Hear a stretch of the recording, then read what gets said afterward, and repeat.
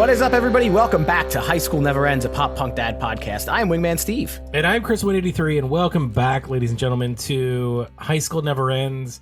But really, welcome back to our our mini-series here, Awful April, where we go through, I don't know, Steve, we go through albums that maybe we don't like so much. That we think are awful, yes. Yes, we named it that for a reason, and these are the albums that we have chosen. Steve actually chose this one, but Steve and I have chosen as albums from bands that we really like, that we don't like so much, and we want to talk about it. We want to talk about why that is, track by track, and for today, we're going to dive headfirst into a band that me, myself, and I do not necessarily like that much, and that's Good Charlotte. And I think if you guys are fans of High School Never Ends, you remember last time we delved into Good Charlotte, that episode. It actually, little known fact, Wingman Steve, it was one of our highest rated episodes of all time as per the measuring stick that I used personally to find that out. So maybe we can match that, maybe we can't. But the album today we're going to take a look at is the Chronicles of Life and Death. And Steve, actually, what is old is new. We brought back a very familiar guest, and why don't you tell everybody out there why this individual is familiar?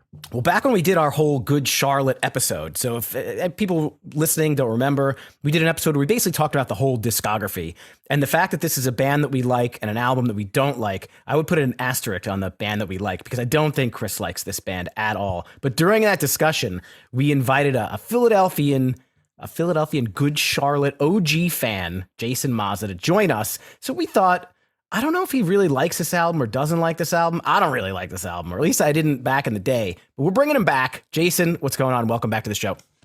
No, I appreciate it. And, Steve, I think that I see some of your points. I wouldn't say I hate it. I think that there's some things about it that aren't my favorite, but I wouldn't say I hate this album, but looking forward to discussing it with you. So thanks for having me. I think that when I first heard this album, I thought it was awful. I'll throw this out there. A lot of these Awful April episodes, this is the box that it fits into. The first the first X amount of records are from the band, and I really love them, right? We talked about Panic at the Disco last week, and Panic at the Disco's first record was so good. And then that second one, I just felt like didn't live up to the hype. And that certainly fits into at least my mindset when it comes to Good Charlotte, because I absolutely love the first record and the second record. So I was a big Good Charlotte fan. I felt like, and Jason, you talked about it last time a little bit. You saw them like when they were first coming up. They were first getting into it. I saw them like right after Little Things had been on the radio once, and their first album wasn't even out. So I felt like I was like a Good Charlotte insider, if you will. And then, man, this third album came out, and I'm trying to think if I physically purchased the CD or not, or if I like just downloaded it somehow. But back in 2004, when this came out, I'm pretty sure I just gave it like one listen, and I was like, nope, fuck this. I'm done with Good Charlotte. And that was it. That's how much this turned me off back in the day, which is 20 years ago now. Jeez, getting old. I don't know if you remember. I think correct me if I'm wrong. I think that when they released this album, they also released like at the same time. I think I bought it as a package. The Bootlegs album, which was live performances from the first two albums, and I think that I wonder how much the timing of that, because you're getting these brand new recordings of all these songs that we loved, and then contrasting them right away with some of this stuff where they're kind of evolving a little bit. And I think for myself personally, I think that had a role in kind of, it kind of amplified the fact that they were kind of getting away from the sound of the first two albums a little bit. And really for me, it was kind of then that I sort of stopped getting so excited when they had a new album out. I was like you when the first one came out. I had seen them on the side stage at the E Center with Blink-182 playing, and I'd seen them a couple times I think before they even had the first album. And I was super excited. I think I had my mom go get me the CD while I was at school that day, and same deal with the second one. I was super excited for it, and But I think this was kind of the beginning of the end for me, at least. Not the end, but the beginning of being a little bit less excited about their albums with each one that came out after this. Well, that's interesting you say that, Jason, because I'm always a proponent of bands, trying new things and changing things up. And, the fact that Good Charlotte maybe did get away from their original sound. I'm more of a proponent of them getting away from making any sounds at all. So, I think that probably would have been my preference. But I do see on this album them really trying different things, like, and it's not always, it doesn't always work out. So let's just put it that way. Like, there's some albums where bands are they're creative, they like to experiment with sounds and different things, and I think that certain bands can do that better than others. Good Charlotte isn't one of those bands. Good Charlotte, to me, is Good Charlotte. Like, stick to what you know, even though I'm not a fan. It's what you do best. When you start doing this other stuff, it just doesn't come out way. It doesn't come off right. It doesn't sound good. So I think that's why pretty much we're in this episode right now. But I will say this: when we went back and we did that deep dive, you go back all the way to that deep dive. I actually didn't mind this album as much, and there were certain songs on here that I liked better than you guys did. So, I mean, let's just keep that in the back of our minds. We'll talk about that. Yeah. And so I think that at this point in time, when this album comes out, Good Charlotte as a band has gone through, they're kind of having somewhat of an identity crisis, right? I feel like this band in particular, like they're basically their entire like socioeconomic status is part of their identity, right? From the very beginning, right? They were, if you remember little things, they're talking about, getting picked last and being poor, and like everything is tied into like they had nothing when that album came out, and that album had some moderate success. And then Young and the Hopeless comes out, and they have major success, right? The Anthem is a huge pop punk crossover hit. And then, of course, Lifestyles of the Rich and Famous. And then now here we are, and they're like, what the fuck do we write about, right? And we'll get into some of those lyrics later, but it's like, all right, first album, we're totally poor. The second album, they're getting successful. And the third one, like they're basically rich. I mean, they used to sell like actual records back in 2001, 2, 3, 4. So they probably made a shitload of money. They're rich. They've been on MTV. They're popular. People know the names, Benji and Joel Madden. They're dating celebrities. They've become part of pop culture at this point in time. And I do, again, we'll get into, I Just Want to Live later, but they're like, what do we write about now? And I think some of these songs are okay. Some of them are pretty good, and some of them are just bad. And I feel like they had this weird third album identity crisis that they didn't really know what to do. And they're like, all right, we'll make a concept record, the Chronicles of Life and Death. We'll, talk about everything that happens in a person from when they're born till when they die. And I don't know. I don't know that the concept is all that cohesive to me. Do you guys think that do you see this as a concept record? No, I didn't. No. I mean, it's funny because he starts off by saying, yeah, this is the Chronicles of Life and Death, and here we go. And I'm ready to kind of listen to maybe him follow that path in some way, shape, or form, but he doesn't. It doesn't tell a story. There's no cohesion between songs. There's no life and then death. Just a bunch of stuff. Just a bunch of nonsensical stuff. So no cohesion at all. No story. No nothing. Didn't hit. Jason, you didn't think so either? No, I would agree. To be honest, I never even thought of it. I kind of, to me, I in my mind, it went over my head, but to me, I just kind of thought of Chronicles as its own song, and happens to be, one of the catchier songs on the album, and that's the name of the album. Never even, and as I'm sitting here thinking about it, as you're talking about it, I mean, I see no real connection from song to song, no sequential aspect to it at all, really. But that's the thing. They make such a big deal about it. They have this grandiose intro. It's called The Ballad of Life and Death. and followed by the Chronicles of Life and Death. So they're just jamming it down our throats that this is what this album is, and this is what you have to pay attention to. And then it's like, oh, Walk Away and SOS, and I Just Want to Live. It's like, seriously? Like that's the follow-up? Bro. Well, and on top of that, they I guess they did something which they thought was clever. And I guess I'll give it to them that I don't know that I remember another band having done this, but they released two versions of the same record.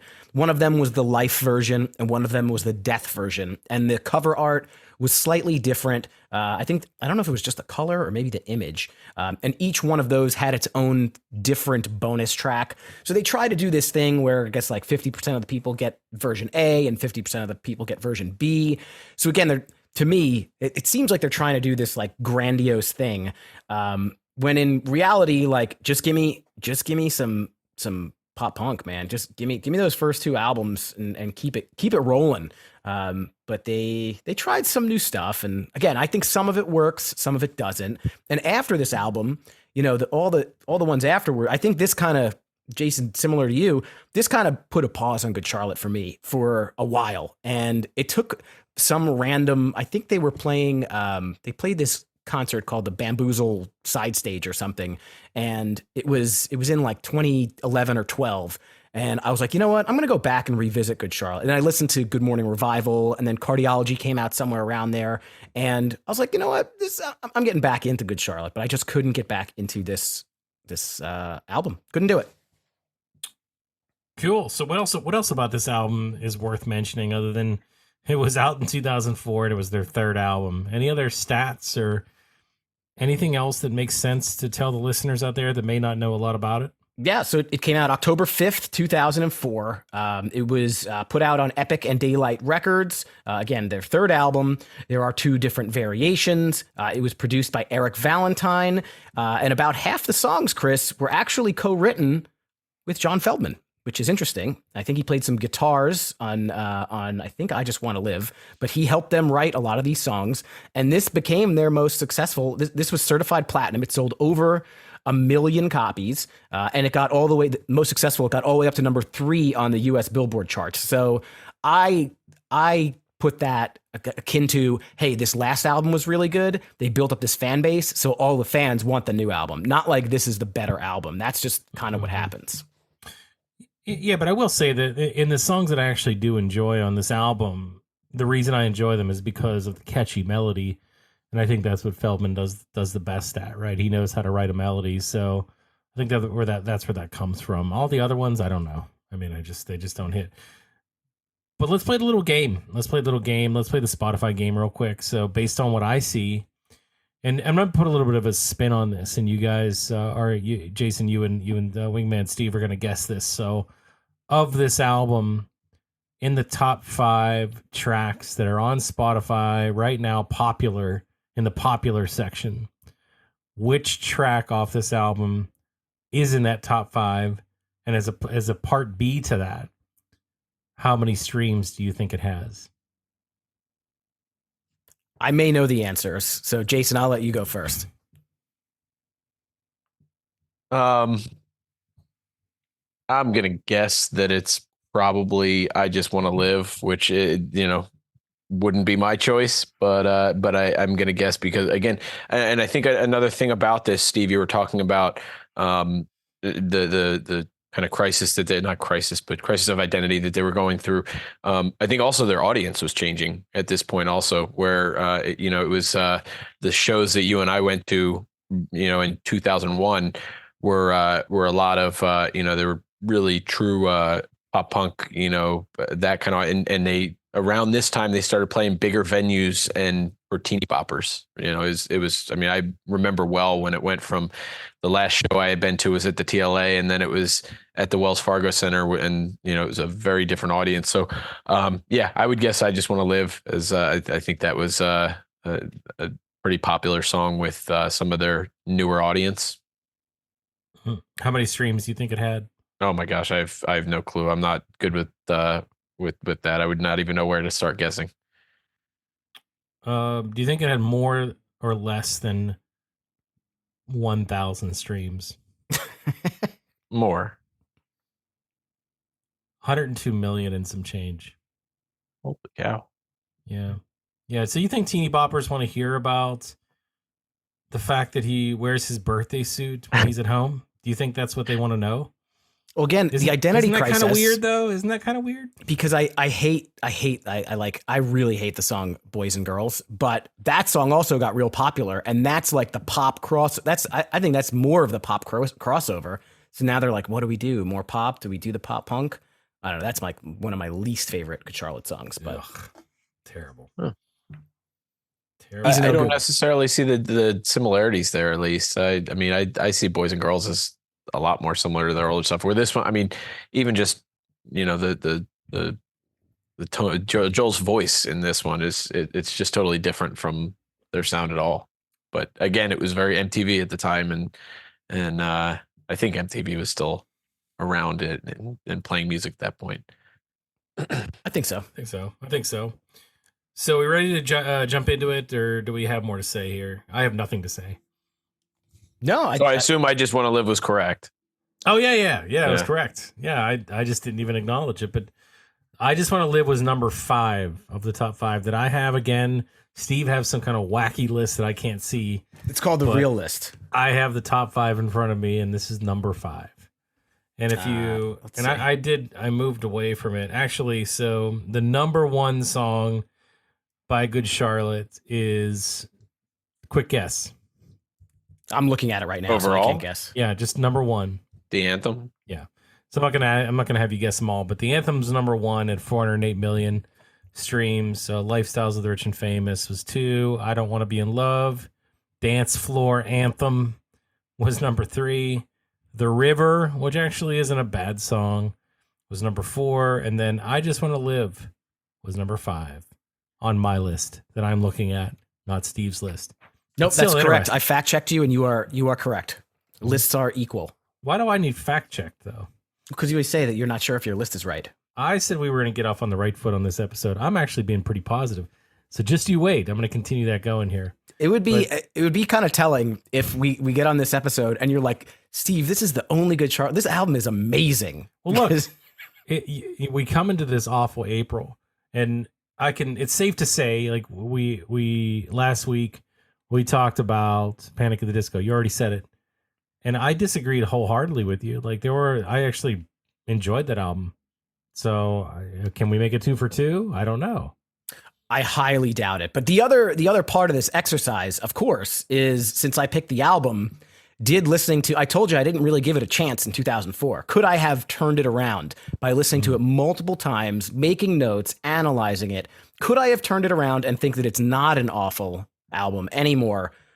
Only time will tell. Only time will tell. We shall see. Yeah, it'll be interesting because you have made yourself like albums before. So I have willed myself to like albums. And then also we'll hear from Jason, who is a very big fan, as we have established in our previous episode and this one as well, of Good Charlotte. So that said, song by song, let's dive right in.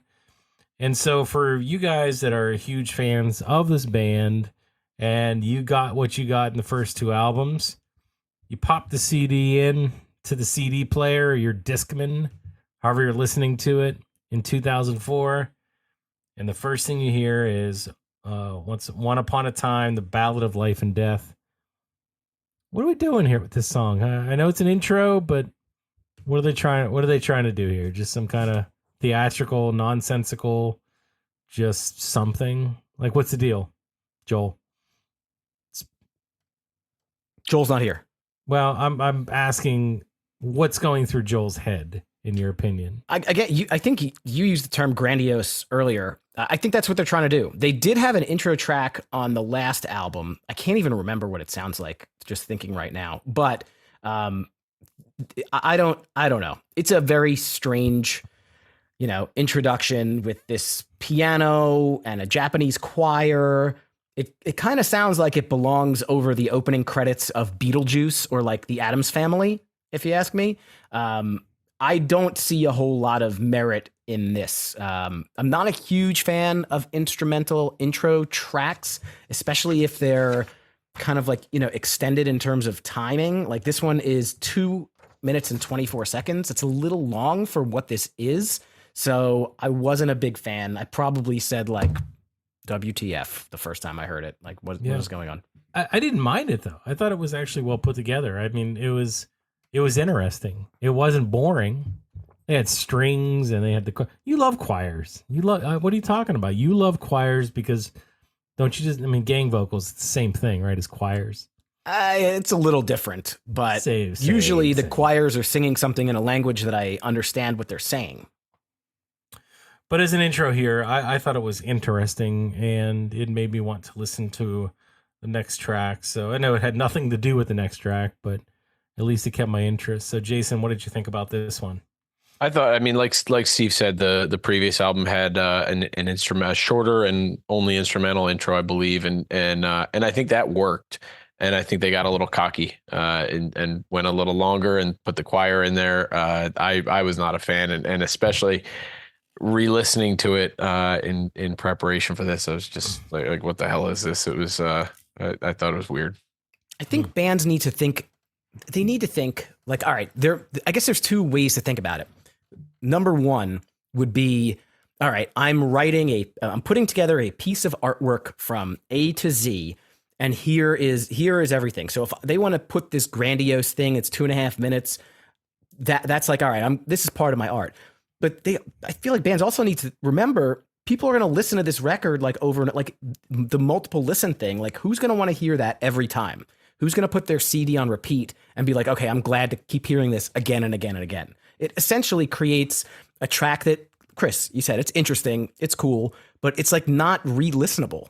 You can't listen to that every time. If you're listening to it in a loop, maybe, but if you're just turning it on after not listening to it for, a couple weeks or whatever, I don't know. If you're just popping it on and you just want to get into it, it gives you a feeling, it makes you feel something kind of getting into it. I mean, look, I don't care that this isn't classical music, but I don't know. It just seems like it opens the stage. Chronicles of Life and Death. That's a big deal, right? That's a huge thing.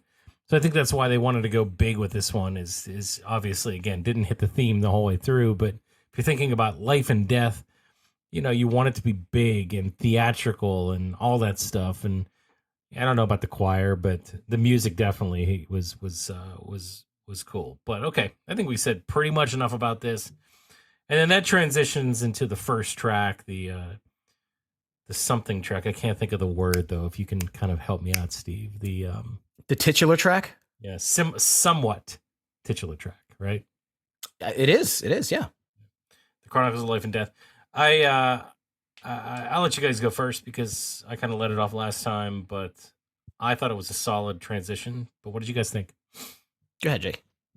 I think that I mean, listen, I make no bones that Good Charlotte, to me, the appeal is they're fun, catchy tunes, and to me, this one was a song or a track that I felt could have been on the previous CD. I thought that it was catchy. It's fun to listen to. It's going back now and listening again. It's probably something I'll have in my playlists moving forward for the next couple months. I think it's a fun song. Interesting. I did not have the exact same experience. So the concept of this whole Chronicles of Life and Death, I think the concept's not bad. This particular song, they get a little literal with it. It starts off, you come in cold, covered in blood. They're so happy. Like they're getting a little literal with this. Overall, I find that it's a Good Charlotte song, but it's more cheesy than I like with my Good Charlotte. I feel like I get that Good Charlotte's Good Charlotte. This song, I don't know. It's boppy, but it just kind of seems like lazy. It's not that enjoy. I feel like coming off of Young and the Hopeless, they just had these awesome tracks. The Anthem, Lifestyles and the Rich and the Famous, My Bloody Valentine. The last track, the Young and the Hopeless, just so strong.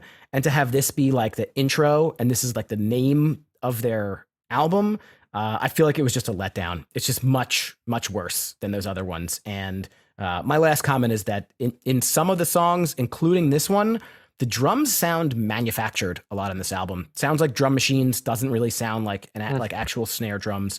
And this one in particular, towards the end of the song, it's like it doesn't sound like real drums. You like real drums? I like real all instruments, please, except some sound effects, some duck noises. I know you like duck noises in your music, Chris.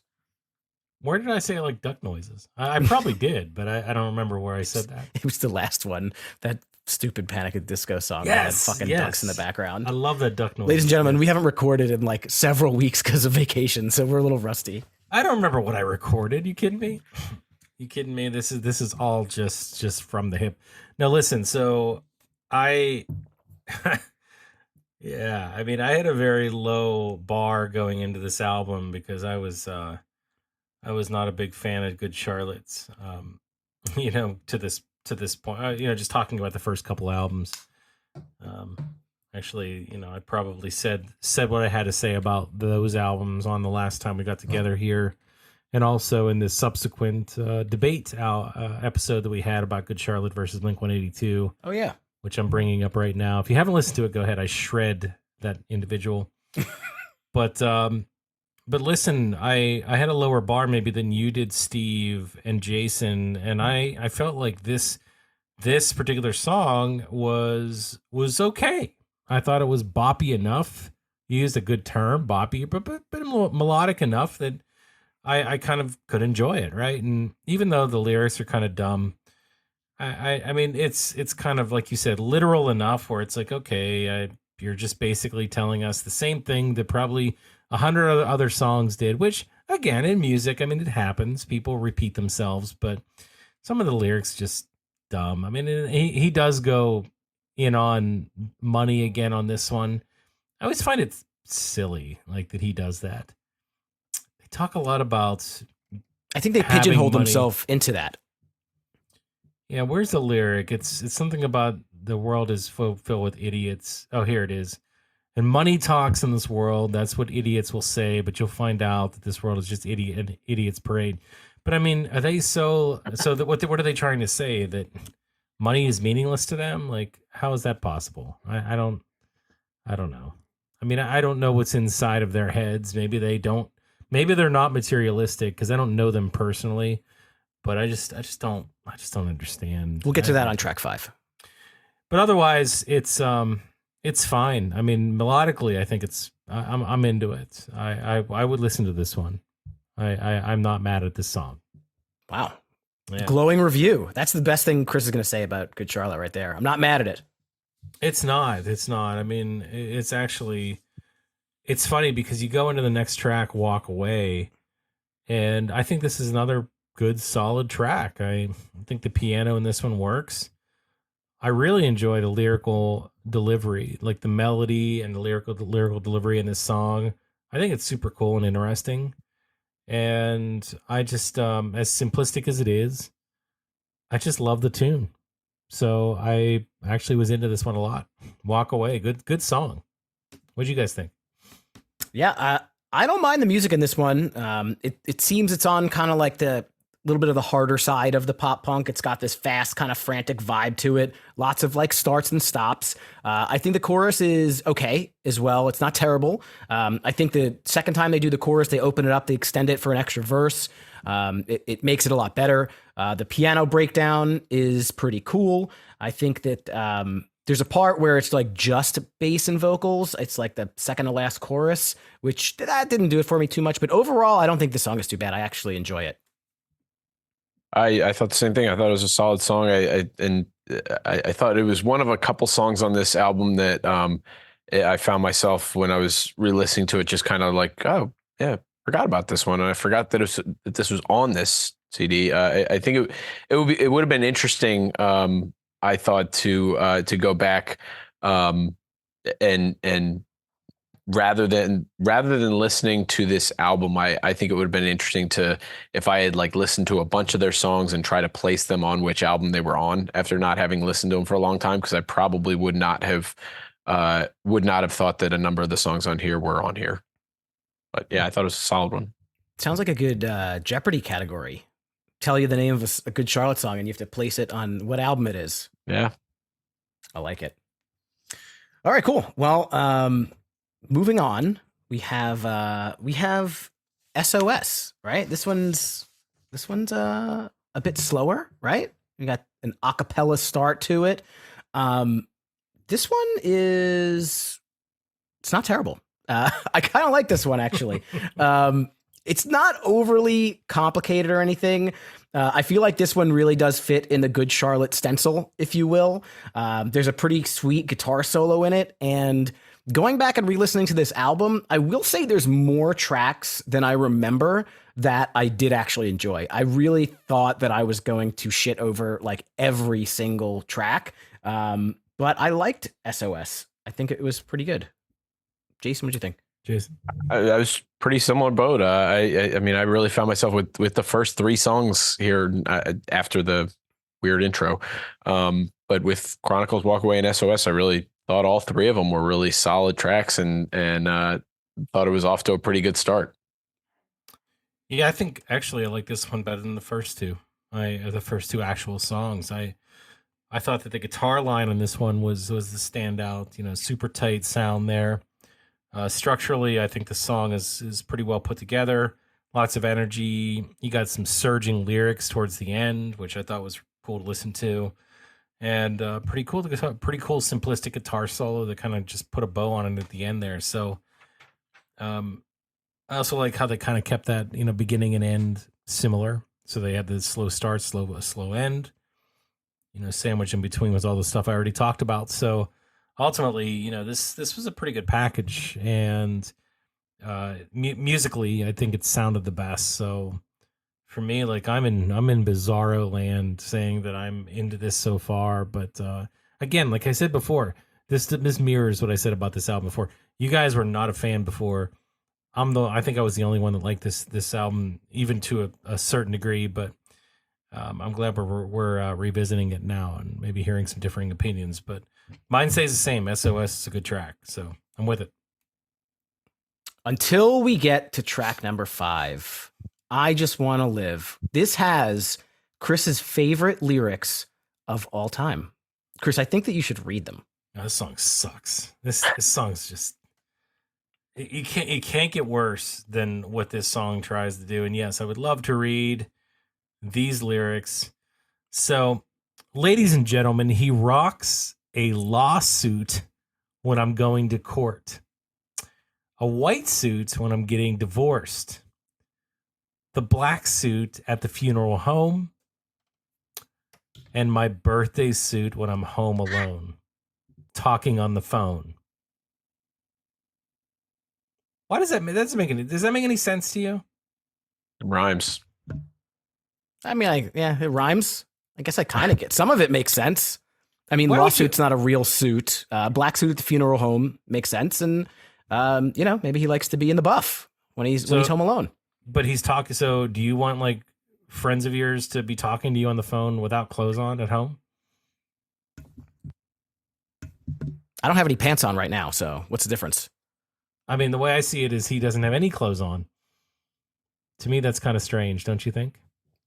I don't think it's all that strange. I just get a kick out of how much you hate that line. You don't think there are other it's people that strange hate it too. To get to be naked and call your buddy up and just say, "Yeah, what's up, man? Just figure we catch up." I don't know that the birthday suit when I'm home alone and the talking on the phone are necessarily the same thing. I think the next part of the verse, he's saying, talking on the phone, got the interview with the Rolling Stone. Like, I feel like that doesn't necessarily correlate to being naked. Why are you an apologist of this band? You're being an apologist for this song. Well, I am. If you want to keep going, or I can get into my thoughts. It's up to you. I mean, what else can I really say? I mean, it's just the dirt worst of all songs. Here's my thing. Like, I think this is, and I do have a couple more things to say. So while I have the floor, I think what they're trying to do here is take the chorus sounds like Maroon 5 and the verse sounds like Limp Bizkit. So they're kind of trying to mix the two together, and they do a bad job at both of those things. I think Limp Bizkit and Fred Durst actually do better than what he does here. Surprisingly enough, I think this song would ruin most albums. Name an album, and this would ruin it if you put it on there. So, all in all, I think it is the worst lyrical effort in some time, if not of the 2000s. So wow, that's quite of a century. Yeah. Yeah. I mean, look, I applaud Good Charlotte for doing some different things here on this album.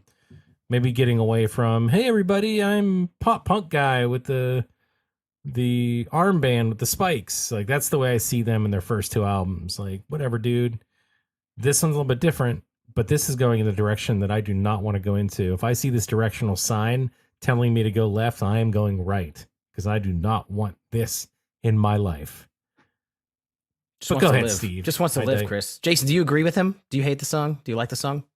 I mean, I wouldn't say I feel that strongly about it. I'm not, I can listen to it. But yeah, it's probably my least favorite on the album, and I think a turning point in their careers. I think that there's some more stuff like this from them later on, and I think this was a turning point. I think it's not. I don't even feel like this is punk, and I've. It's funny you mentioned Limp Bizkit and Maroon 5 because Maroon 5 resonates more with me on this, and it's yeah, I think that hits, and it's it's straight pop to me, and it was they tried something, and I think that we're probably not the only ones who well, I don't know what you're going to say yet, Steve, but I think that I'm probably not the only one who loved their first two albums and their sound that they established there, and just really wasn't with this one. I don't think I liked this one when it first came out, but I think that this song has an earworm quality, and it has dug into my brain, and it lives there rent free because I really like the song. I think the song is awesome. Yeah, it's not like super pop punk.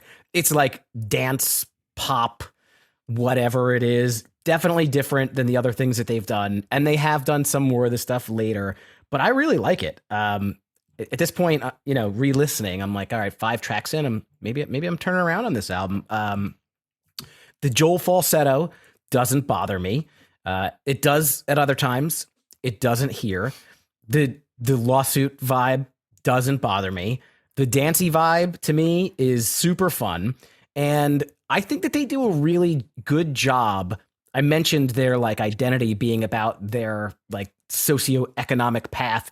I think that the concept of this song addressing the potential hypocrisy about going from poor to rich and famous, I feel like it's done really well. Like I like that where he says, you're saying now you're rich, now you're famous, fake ass girls don't know your name, lifestyles of the rich and famous, your first hit, aren't you ashamed? And he's like, fuck you, I just want to live. Like, just fucking leave me alone. And I think it works. Again, it might just be a catchy beat that's gotten stuck in my brain. Is it the greatest written song of the century? No, but I would listen to this song every time it comes on because they play it on like Pop Rocks and those like radio stations. I would never turn it off. I think it's fun.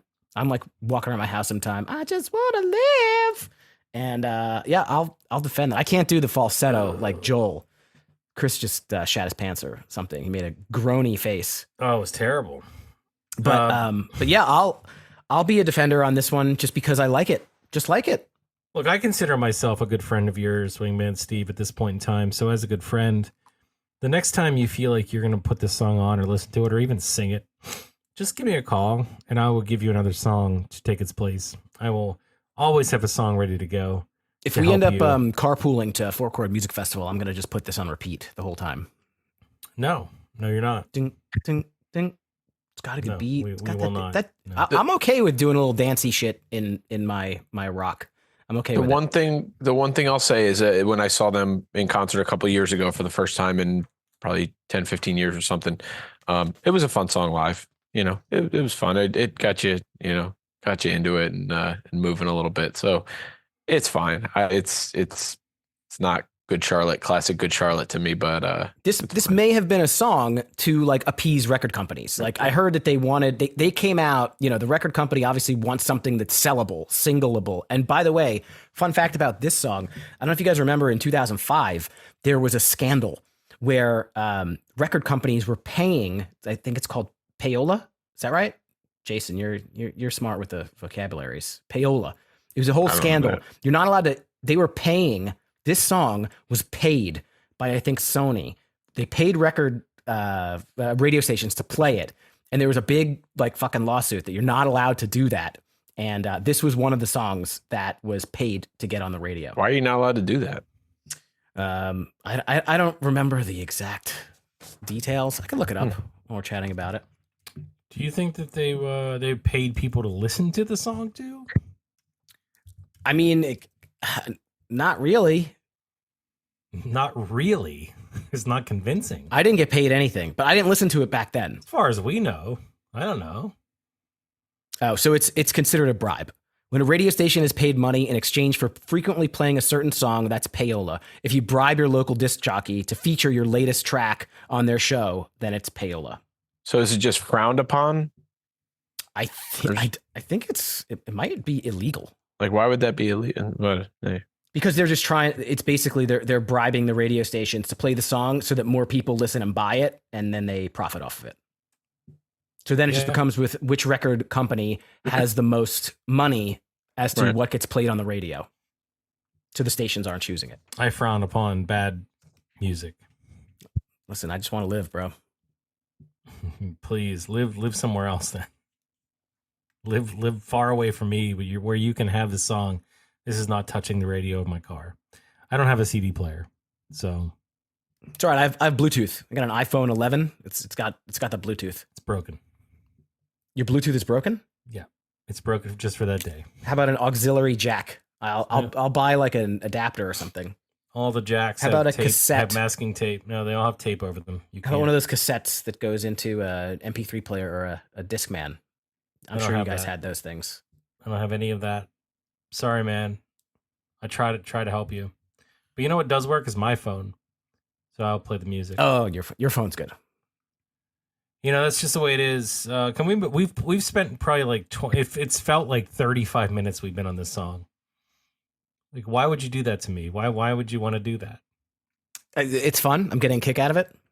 You know that this creates pain like throughout my body when we talk about this one. So can we go on to that makes good shows. The Ghost of You. Can we talk about this one? It is funny. I'll just throw out there though that Steve's the one that picked this as the one that he hated, and that to me this is the song. I Just Want to Live is the song that makes this negative to me. That makes the whole album, kind of ruins the whole album to a certain degree. And Steve's the one that hated the album but likes the song.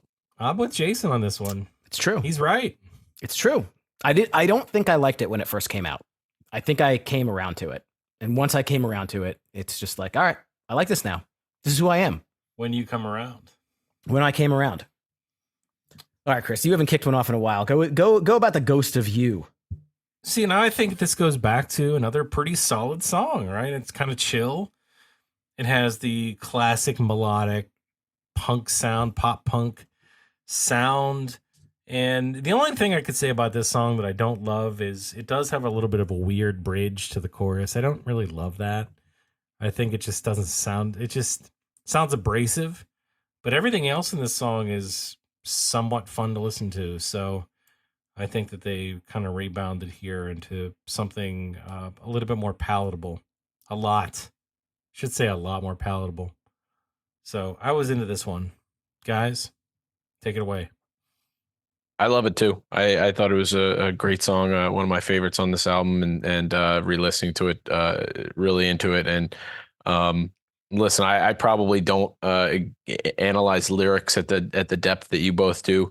I'm not quite sure what this one exactly was going for with the Ghost of You, whether it's somebody who actually died or somebody who just was somebody from their past, but. So I'm not really sure what they were going for with that, but I thought it was a really fun song. Really like it. Yeah, I don't like this one that much. The beginning has this like arena rock kind of feel to it. And then, Chris, you were talking about, there is like it goes like kind of pre-chorus, chorus. And when the chorus finally comes in, there are these like electronic elements behind it that to me are just a way overdone. It's just too much. It's not a very sing-alongy type song either. And the slower verses are just like kind of boring. I feel like they need to do less, like Kunu tells you, like just do less. No. Now you're just laying there. Just, you have to do something, but do less. The bridge itself, I also found kind of boring. And then this soft Joel whisper at the end, like literally takes the song down several notches. I don't know what that weird whisper thing is or why he does it. But he starts to sing low. It's not he's not even singing. He's like, it just, I don't know. Didn't do it for me. Wow. I'm not even like, I want to debate you, but then I come back to the fact, am I actually debating a Good Charlotte song on the positive side with Steve? Like, I don't want to do that. He doesn't want that on the record. I don't want to do it. Do it. No, I'm surprised at you. This is a catchy song. Are you sure? It's okay. It's not great. Like I can hear myself singing along to the chorus of this one. You're way out there. I just recorded that clip. I'm gonna play that over and over. Yeah, I could be talking about anything. This song, I think, to your question, Jason, I believe this song is about vampires. Okay. Vampires. Right. Would you consider a vampire a ghost of somebody? No. No? I mean, they're not living. No, they're still the same person. I thought they were living. I thought that you couldn't kill them. But they're not alive. They still have the same brain as when they were a human, though. They don't breathe. They're not alive. So they breathe. Isn't that zombies? I mean, it's all in the same family. It's all the same family. This is going on a strange now, vampires and zombies are quite different. This is a GD's vampire, GDs? You're not allowed to swear on this podcast. Oh, okay. I wasn't sure what you were saying. I thought maybe you were trying to say like good, like GC, like good. That's a God damn. Oh my. My. See what happens? That was not predictable. See what you push me towards? Oh. I don't normally do that. Now you put me in a space. This is great. It's good. This is good. I like it. So I'll go to the next one. You're predictable. That's your problem. Thank you. So, this was actually, I'm pretty sure this was a single. Yeah, this was the first single that they released. Yeah. But I don't remember ever hearing it on the radio or anything like that. I think it caught on more overseas. Jason, do you remember hearing this on the radio or anything, or? Not necessarily. No, I don't think so. I remember having the single, but yeah, I don't think it hit. I don't think it was a big hit at the time. I don't recall.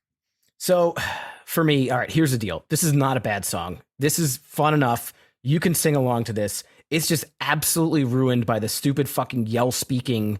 And not only does he do it once, but he does it twice in the song. And if they took that out, I'd be like, this is a good song. I like it. But that shit it's terrible. It's not good.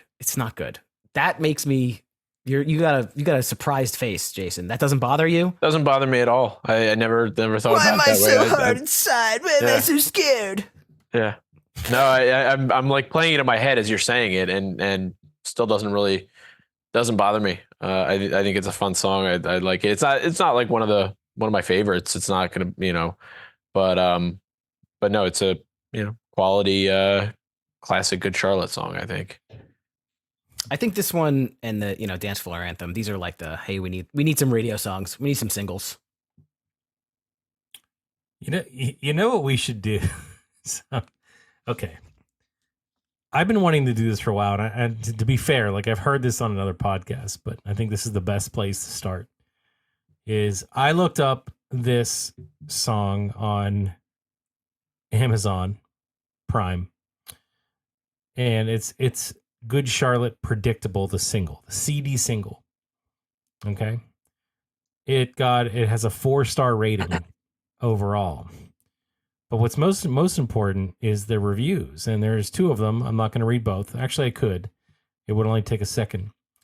2 reviews from the United States.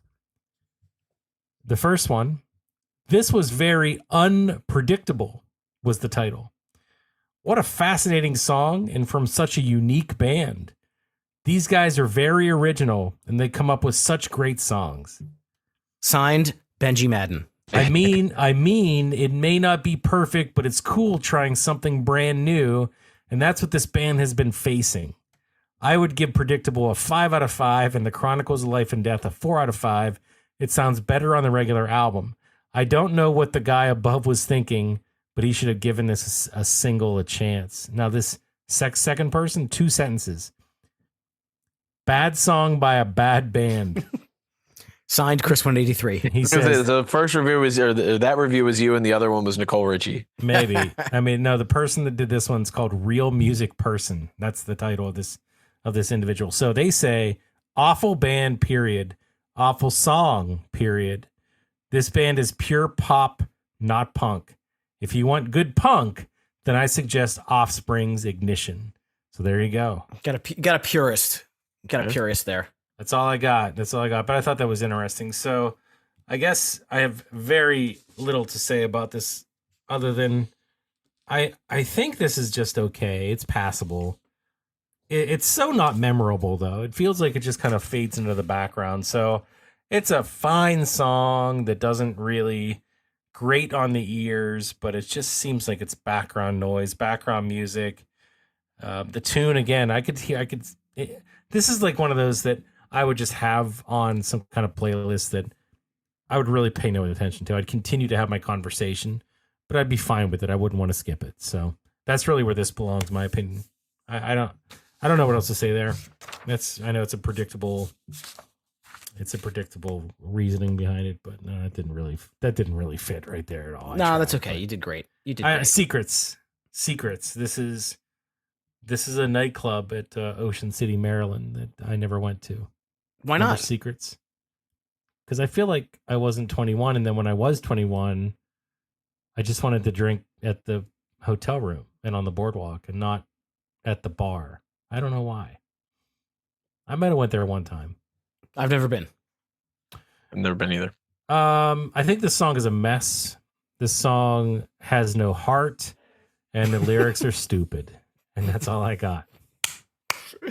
Wow, that was great. I love that. Did you write that on Amazon Music or something? No, I did not. That was my own words. You should. It's written on a page. Jason, do you like Secrets?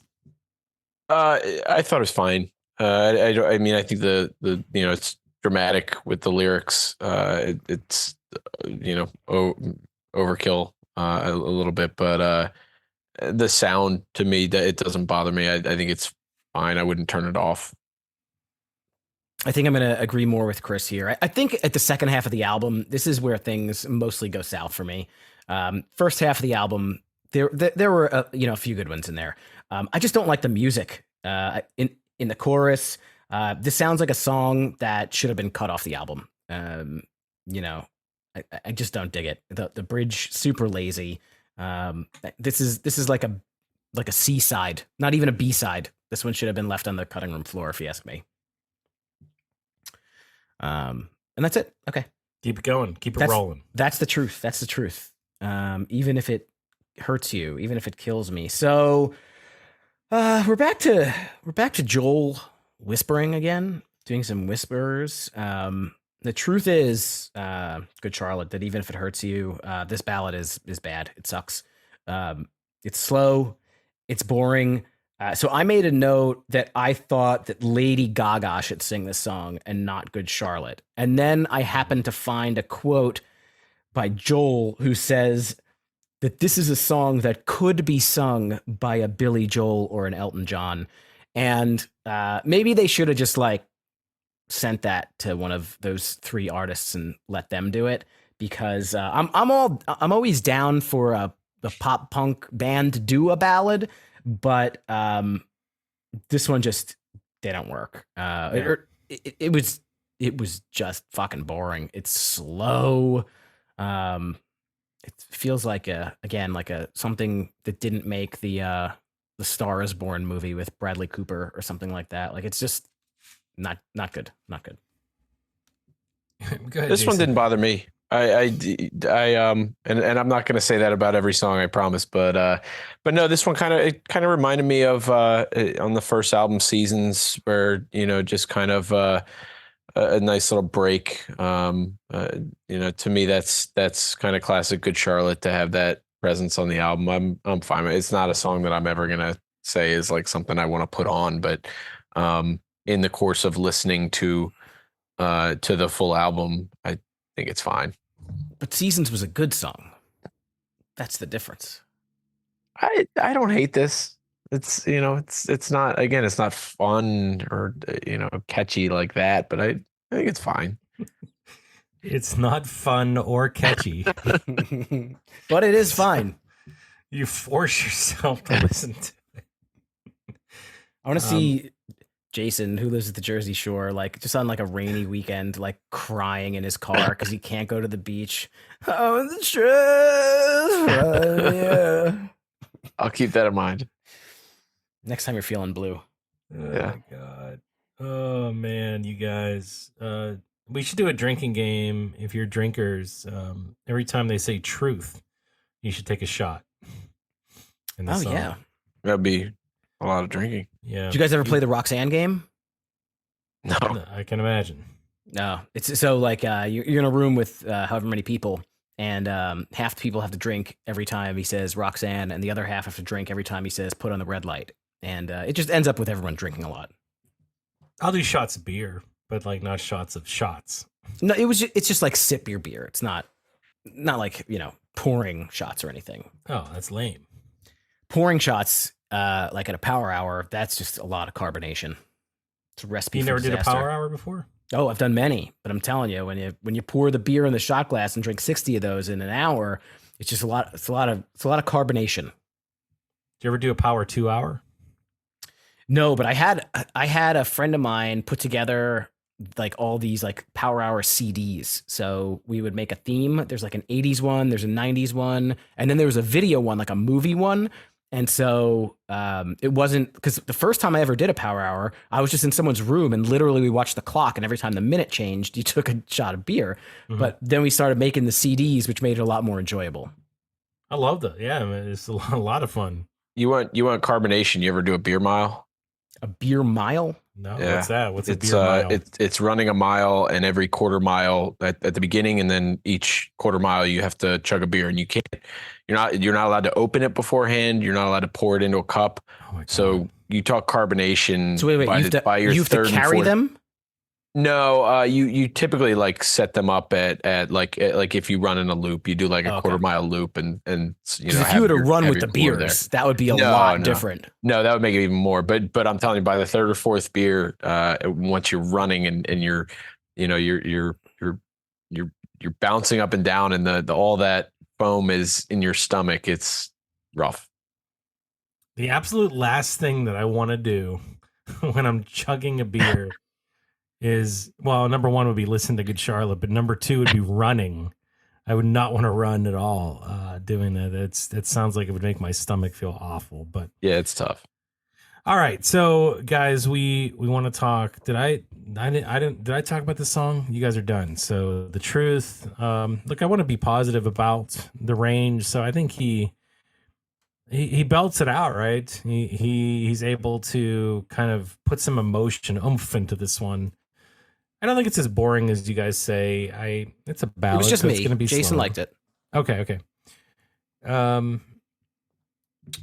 I just can't think of a situation where I'd sit there and put this song on. Like, there is no situation, good, bad, or indifferent, where I would be in the mood to listen to this song. So even though like I think that I'll give him a little bit of credit for the delivery and his talent that he shows here. I think the song itself, you're right, Steve, it's uninspired, it's boring, and if he wants the truth, that's the truth. That's the truth about this song. So, and it's just the same thing over and over again. Like it's repetitive, yeah. it's just so repetitive. It's so repetitive. It's crazy. There's other songs that can do that, but this one doesn't do well. You can't handle the fucking truth. So what Sorry. about this next one? Had to be said. The world is black. I mean, I'm kind of split here. On one hand, it sounds like a Hyundai commercial, and and you can visualize it, right? You can hear the person kind of bopping down the road to this. The world is black. I can't sing it, but you know what I mean. Is that like a xylophone sound too in the verse? Like it's like a ding, ding, ding. I don't know what that is, but probably an electronic sound of some kind. But I think it actually has a catchy chorus. I'm more of a fan of the chorus than the verse. The verse is stupid. It's kind of like blah, like car commercial stupid. But the chorus is actually pretty catchy. I'm into that one. So I just man, if they could just do something about that verse. It's just so adult contemporary. I hate it so much. This song would be much better, but it's different. It's definitely a different sound by this band that kind of was 50-50 for me. So, guys, Jason, what do you think? I think re-listening to this now in preparation for this, this was my least favorite song on the album. I think that I think the lyrics are lame, and I didn't find it that catchy. Even the hook, I thought the whole song was just stupid. I think I would rather listen to "I Just Want to Live" than this song. Ugh. Me too. I think Chris said it sounded like it should be in a Hyundai commercial. I feel like they should play this at like a sock hop. Like it sounds like it's like it's written for children. And I usually like when like the music is opposite to the lyrics, right? He's talking about the world is black, the hearts are cold, but it's just like upbeat, fun xylophone, ding, ding, ding kind of thing. Usually I like that, but this sounds like a middle schooler could have written it. And then just to follow that up, they have another song, which was on the album afterwards, which is called All Black. And that works like much better. But to write like, songs about black, like multiple, like the color black, like multiple albums in a row, I don't know. It's not too interesting to me. There's got to be something with you and sock hops. Like this is like the 5th time you brought this up. It sounds like it.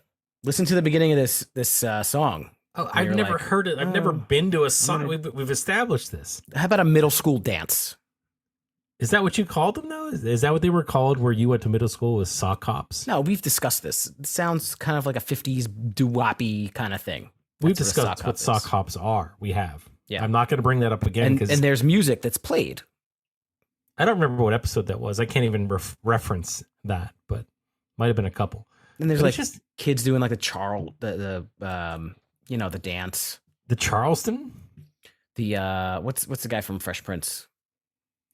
Carlton. The Carlton dance. Yes. The Carlton dance works really well to this song. I guess. It's a sock hop. Sock hop jam. Okay. I don't know what in the world that means, but I don't know what in the world this next song means either. Mountain. I can't tell you what it means. I think this song again is awful, and it sounds awful too. I think it kind of wants to be another song. I almost hear like, okay, we're in 2004, a little bit harder edge. I think it kind of wants to be like a Finch song or a song of that ilk, but it just doesn't get there. Like it's not, and I don't even mean by the way that he delivers the lyrics. Like obviously it's nowhere in the realm of that, but the music, the guitar, the harder edge, like it sounds like it wants to be that genre, but it just falls incredibly flat. And this song has it's not cohesive. There's nothing fun about it. It's just blah. Totally agree. Ups and downs in the song are strange. The structure is weird. The voice inflection is weird. The chorus sounds like it's more of a pre-chorus that should lead to something bigger. I didn't like the Joel falsetto at the end. I think overall it was just a pretty unmemorable song. I think unmemorable is a good description. To me, it doesn't bother me like some of the songs on the second half of this album do. I thought it was solid, but nothing special, nothing memorable. I agree that the Joel falsetto is not my favorite, but the bulk of the song I think is fine. I can listen to it without thinking this is crap. These are the Chronicles of Life and Death, gentlemen. All right. Well, the next one is called We Believe. And this was actually the 4th single off this record. Was it? Believe it or not, I guess. I never knew that this was a single. When you kind of read the lyrics and stuff like that, it seems like this is like, I I don't know, is this like an anti-war song or an anti-establishment song? It kind of feels like one of these songs that's like forced. Like let's write a song that says something, that sends a message or something like that. It's super repetitive. Again, another example where I did not like the falsetto. Just totally a skip for me. I don't even remember this song, to be honest, from back in the day. When I played it, and I think it's crap. I think it's really a bad song. It sounds like another one where they were maybe trying to, and especially now that you're saying that was a single, maybe they were trying to appease the record label or the radio stations, whatever, by going more, I guess, pop. I mean, at least I feel like I Just Want to Live, I can kind of see what they were going for, but this song really didn't do it for me, and I'm looking forward to forgetting it again. Yep, I will be very, very brief. I have written down here nasally crap, awful chorus, and the We Believe chorus might be top 5 worst sounds I've ever heard in my life. This is the dirt worst. Maybe not even the worst on this album. I'll save that for another time. Hint, hint. But I'm going to tell you that this is just not, this is not where you want to be, ladies and gentlemen. Like, go somewhere else, please. Do not come here. We are closed. This song wasn't enough. I get it. I get it. That was a transition to the next song called "It Wasn't Enough." I get it. It wasn't enough. I'm trying to find my words on this. Steve, kick this one off, or Jason, one of you guys. Jason, you go ahead. I think it's album filler. I think it's a fine song. It doesn't necessarily it's not the catchiest song, to be honest. As we're sitting here talking about it, I can't even hear it in my head. So certainly not memorable. But it also didn't bother me like some of the other songs. I think the song had some energy, and I would have liked the chorus to keep the energy up, but the chorus actually brings the energy down. Overall, it does kind of just have like a traditional Good Charlotte song like appeal to it.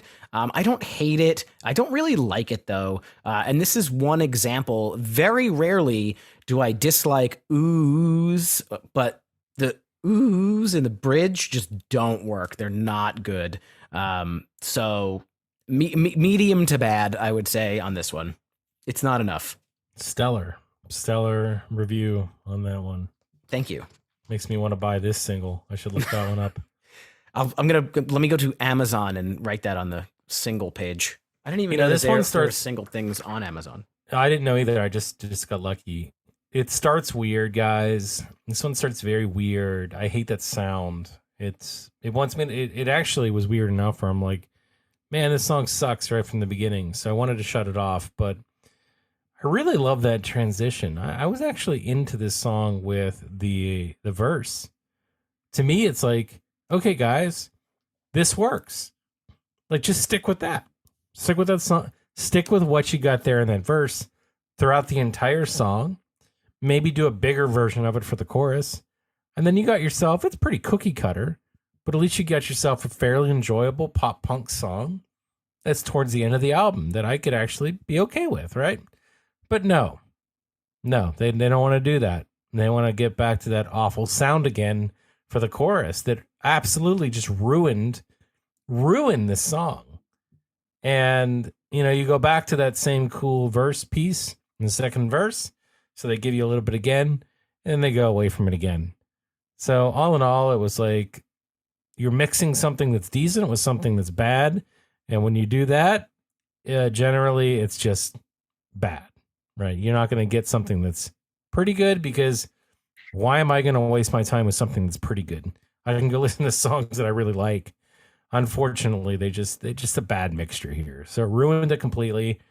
And as much as I really want to say that I could listen to this song, it's just too much of the awful to say that. So I think it's time to move on to In This World Murder.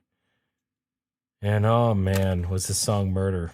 Well, just a prerequisite, just so everybody who's listening understands the record and how it's tracked. This is technically the last track of the record. There is a hidden song that will come after it, and then each version had an additional track. But this is supposed to be like when you get a CD and the CD ends and then there's like a bunch of empty space. But this is supposed to be the last track. Sorry, In This Chris. World is the last track, or it Yes. wasn't enough? Okay. No, this is what you're about to talk about is the last track. It's just a bad way to end. It's like it almost feels like a 90s alt song, like Incubus or something like that, but it's a bad version of that. So whatever they were trying to do here, guys, it did not land. Once again, stick to what you know, not stuff like this, because you can't do it the right way.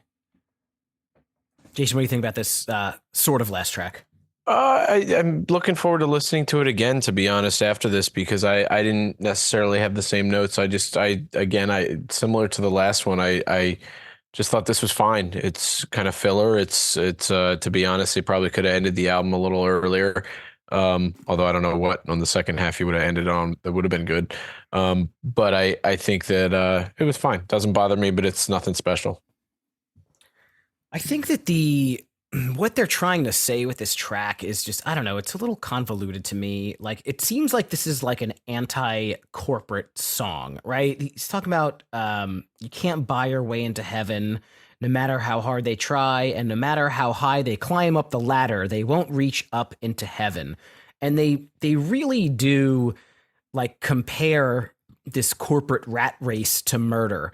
And it's like, it's not murder, dude. I mean, the corporate rat race sucks. We're all in it, right? Most of us listening here are in a corporate rat race somewhere. It's not murder. Like it is not murder. Like that's a little bit too stretchy to me. And in terms of the song, again, the chorus is just super weak. Like I'm a sucker for you got to give me a strong chorus and I'll give you an okay review. But it's super weak. I guess they end the song with this and quote unquote, they end the album with the same kind of dramatic piano and the strings as the introduction. So they're calling it back. I get that they're again trying to make a piece of art, but like, you know, this is not a fucking masterpiece or anything. Like I feel like a lot of times when that works really well is when the album does work really well. I'm trying to think. It was one of the Yellow Card albums starts off with a really nice piano introduction. It might have been Lights and Sounds. And then it ends, the last track ends into that same kind of piano thing. So that if you are playing the album on repeat, it kind of goes back into each other. But then they fuck it up because there's these hidden tracks and the extra tracks too. So that doesn't even play into it. But overall, not a super strong song to end the record by any means. Pretty lame. Pretty lame indeed. You're gonna go. These are the guys that wrote the Dance Floor Anthem, and now they're That's talking right. about murder in this world. Like, well, which is it, guys? Well, Are we having fun, or are we? Dance Floor Anthem was later. Yeah, but it was in their heads probably. First it's murder and then it's Dance Floor Anthem. They still did not want to fall in love at this point in time. But they just want to live. Oh, just let them live. Well, not if murder's I mean, look. I think Joel is still with Nicole Richie, isn't he? I think he is, and I think Benji and Cameron Diaz are maybe having another baby. I think I might have seen that. They're still together? I wasn't sure if that one lasted. Yeah. Are you looking that up? I hear typing. I was trying to look it up. Is it necessary? Does is anybody Cameron really Diaz? care? Google knows what I want to ask. Is Cameron Diaz still with Benji Madden? Yeah. Well, they welcomed a second son named Cardinal. Yeah, there you go. In I don't know when that is. Oh, and they It's the welcomed their name of a daughter. bird. Their daughter's name is Radix, Raddix in 2019. Isn't he in Papa Roach? Who, Radix? Mm-hmm. I think probably too young to be in Papa Roach. The daughter is Radix. Oh, okay. The son is Sorry. Cardinal. That's a bird. Yeah, it is. You can name your son Blue Jay or something. You could. I think both of those are actually pretty cool names. I'm not gonna shit on them for that. No, a lot of people make up their own names these days. So good for you. Like for 7. making up names. Whatever happened to like John? Well, listen, we all grew up in the early 80s. It's Frank. all Jasons and Steves and Chris's and Johns. Like now it's a lot more creative. Yeah, it's last names as first names. Yes, you're correct. Yeah, not my favorite there. I don't understand what's happening. You know, it's like, oh, that's a last name, but that's your name. Oh my God! At least somebody else. I thought I was the only one, Jason. So thank you for saying that. Can we finish off this album before I go nuts here? Yeah. So the hidden track is called "Wounded," and I'll kick this off here. There's a hidden track on the self-titled record, which was pretty good, called "Thank You, Mom." Like it was pretty sweet. It was cute, and they're basically doing kind of the same thing. They're kind of replicating that with this soft vibe again, and I think it's okay. There's a verse that I liked because I only wanted a magazine, I only wanted a movie screen, I only wanted the life I'd read about and dreamed. Now my mind is an open book. Now my heart is an open wound. And now my life is an open soul for all to see. So again, we're back at these themes like, hey, I'm rich, I'm famous, and everybody like knows who I am now. But I think that the song was fine as a bonus track here. Not the greatest, but not as good as "Thank You, Mom." But I'm okay with it. I'm not going to hate on it. He's bleeding all over your brand new rug, though, Steve. So is that okay with you? You can't get blood out of a rug. Yeah, I would appreciate not bleeding on my rug. With my one last gasping breath, though, I would apologize for bleeding on your shirt. I only wanted a magazine. I only wanted a movie screen. I only wanted the life I'd read about and dreamed, and now in my mind is an open book. What is he trying to say to me there? He's saying that he used to be poor, and he dreamed about all the stuff that he would like to have, and now he's a public figure, and everybody's in his fucking business. Oh, poor him. Poor him. Well, poor him. Well, I don't understand this whininess. I'm done. I'm starting to feel sick, guys. I can't talk about this anymore. This song does nothing for me. I can't do it. I would skip past it, even though it's a bonus track. Actually, it's like, okay, this song is passable in the way that it kind of sounds fine, like melodically. It's not the worst. But I'm not going to accept that as something I want to listen to. So pass. Jason, what do you think? I'm going to opt out of this one also because the version that I listened to of the album didn't have this one on it. So I'll defer to you guys on this one. I think you win. Because you didn't have to listen to it. So there we go. Maybe don't make so many different fucking versions of the same record, band. Was the other version okay? Like I didn't listen to Death. So it's a different version of the same songs, you said, right? No. Everything is the same up until now. There's one bonus song on Life and one bonus song on Death, and those are different songs. So on Life, it's called Falling Away. That's what was on Spotify. I didn't see what it was on Death. I don't know. I think, Jason, you knew the name of it. Meet My Maker. Yeah. And it was a fine song. It was more of it was a long song. But it was fine. It was, like I said about the last two, I thought it was, it was good Charlotte, but it was like not the catchiest, just kind of closing out the album, trying to fill space, I think. Isn't that a shitty thing to do to your fans though? Like say, hey, if you want this song, you got to buy the same album again. But like, tell me I'm missing something.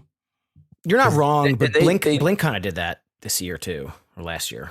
Good Charlotte did it twice too, because I remember I had to buy the first album twice to get the Click. The Click was not on that album the first time when it first came out, and they added it in as like track 9 later. That might have been record that's label like though. A thing they have. Yeah. That's probably record label though. That I don't think that's the band. But this was probably the band. This album. But in 2024, Blink doing it, I mean, you can just listen to these songs streaming. It doesn't really matter. Yeah.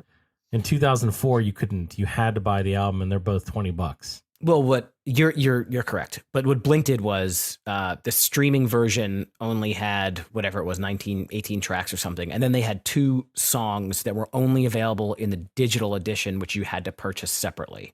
And then eventually they did end up on Spotify anyway.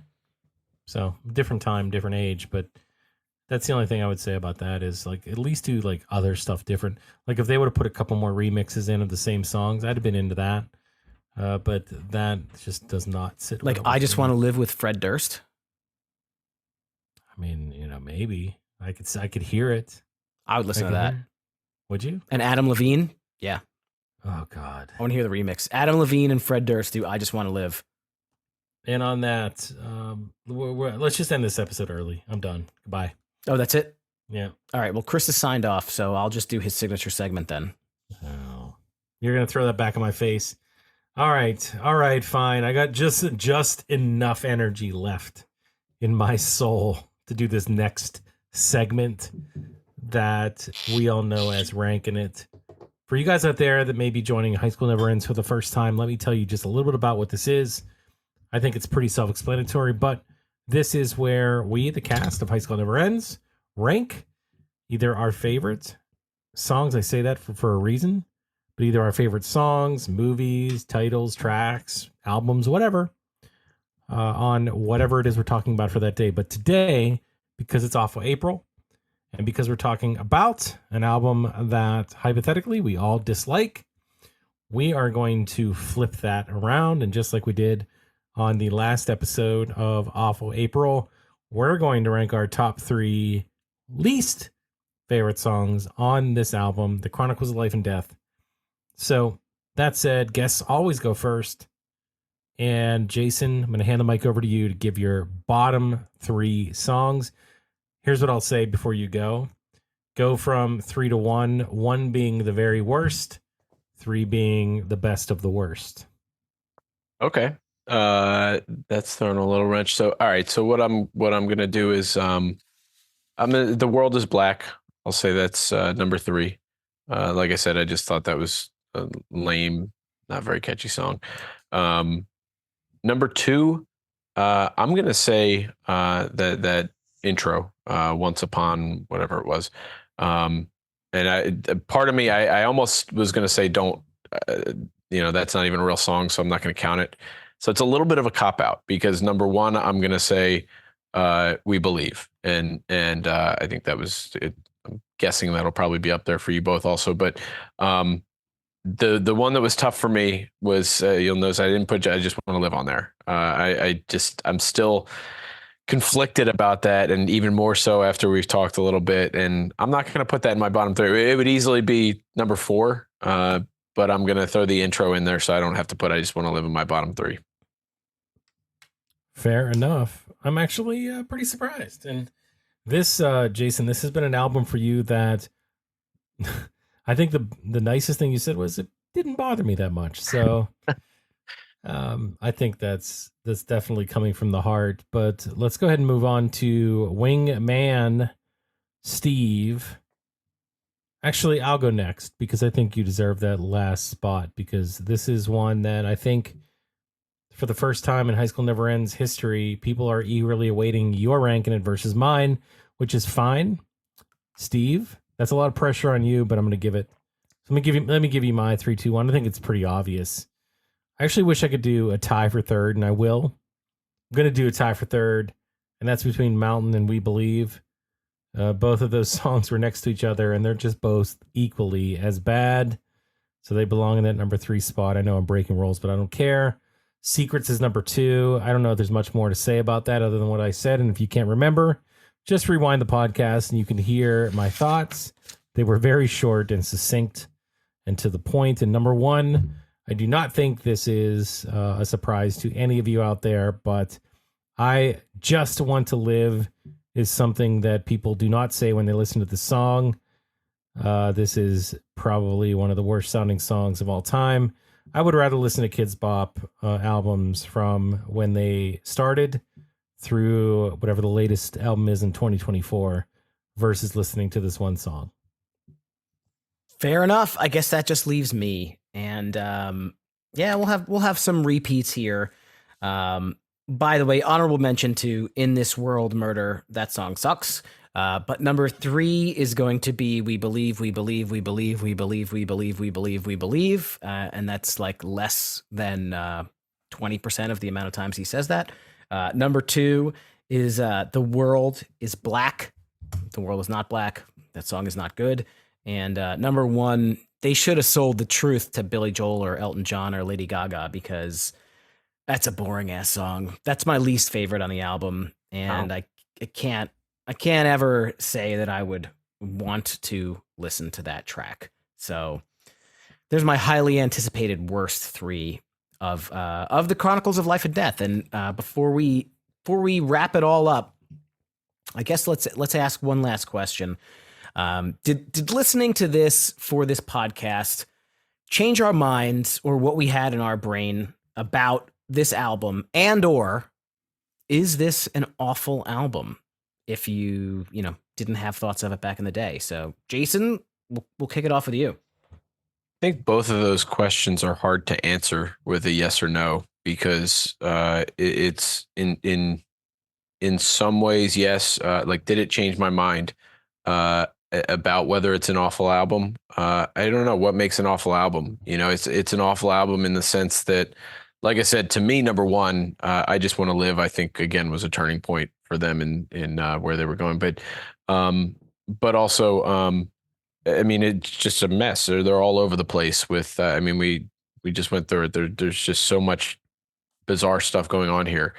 On the flip side, I mean, I have 5 or 6 songs that I really enjoyed, and that was honestly more than I remembered from this album. So, in the sense that the whole body of work is a mess, sure, but in the sense that there's some redeeming qualities to it, I think that was surprising. Okay, I guess I'll go next. So this was pretty split for me, right? I was into these songs a little bit more than some of the other albums. So the ones that I really liked, I liked more than the previous 2 albums, basically entire catalog. And maybe that has something to do with the fact, again, it was a little bit more of it was a different sound than what I was listening to with Good Charlotte prior to this. So I was okay with that. And even though I said like, oh, the traditional pop punk, bouncy Good Charlotte on some of these tracks is what they should have stuck to, I still think it was a little bit different. It was different enough to really kind of separate itself from just that, that just cookie cutter pop punk sound that I just wasn't into it, that they did specifically. Like other bands I like better, this one I didn't. So anyway, long story short, I think it was a split effort for me.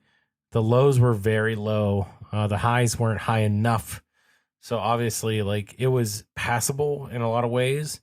But like I said before, why should I worry myself with a passable album? This is a skip, and definitely not an album that I would listen to, that I would go out of my way to listen to. So Chris says awful album. Say it. Awful April. This is an awful album.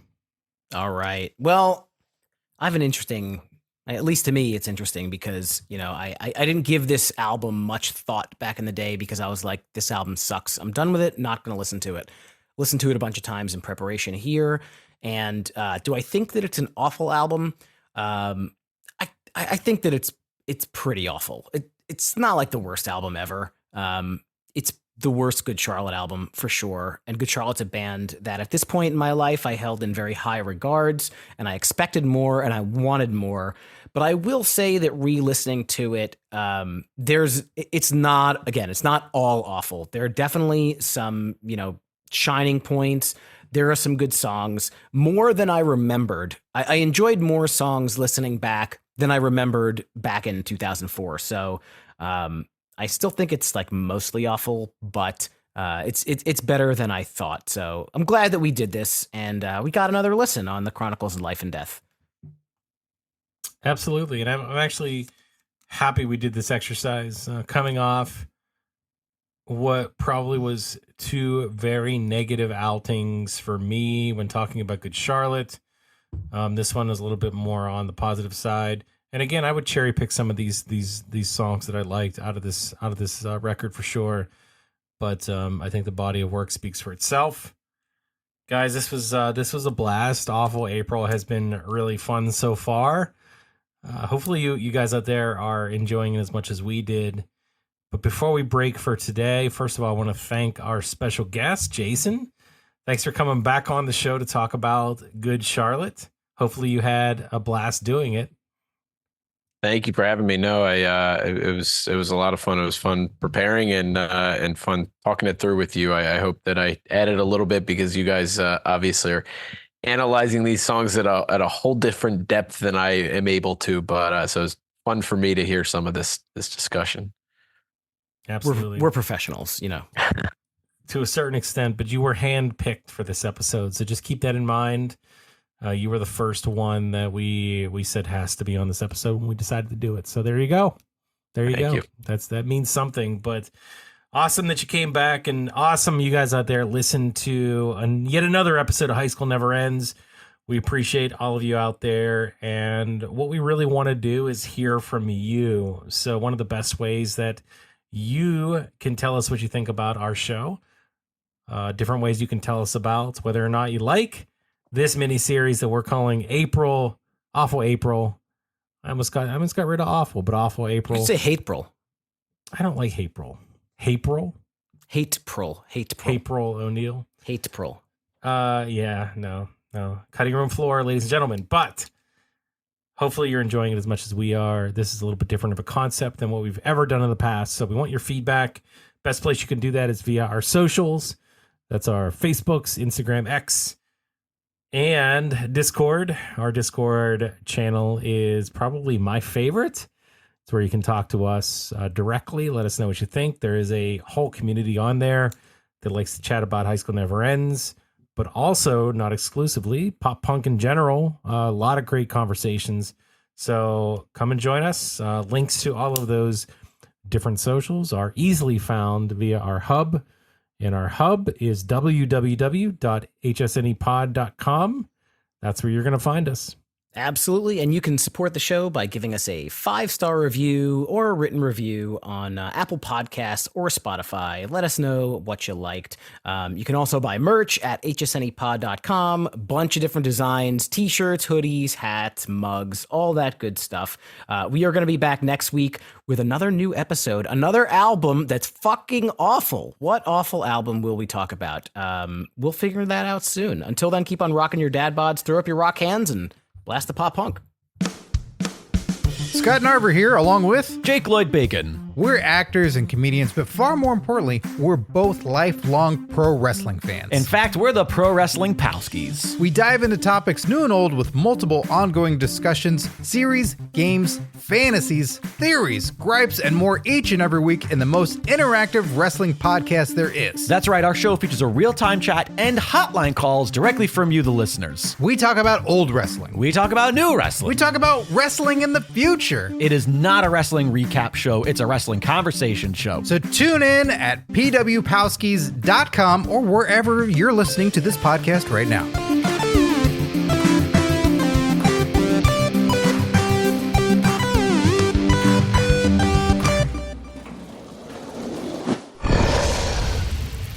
It's Dragon Wagon.